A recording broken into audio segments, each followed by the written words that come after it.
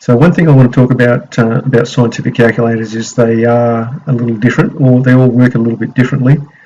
But the very first thing that you want to make sure your calculator is set to is degrees. So on your calculator there, you've got a button that will either say DRG on it or something else. It might have DEG with some other buttons. You want to make sure that the scientific calculator is set to degrees. If you don't set it to degrees, it may be set to radian or gradient. If it's set to either of those other two, then you're going to come up with different answers and incorrect answers. So you have to make sure that your calculator is, first of all, set to degrees. Each calculator works a little bit differently.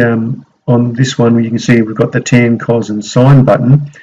But in addition to that, we've also got the tan -1, cos -1 and sine -1 button.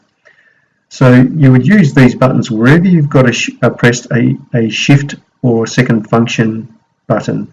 So you can see over here in this second formula, it says second function tan.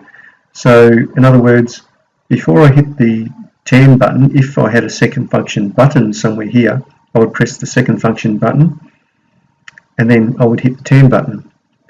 This calculator here doesn't have that. So I would actually just hit the tan -1 button.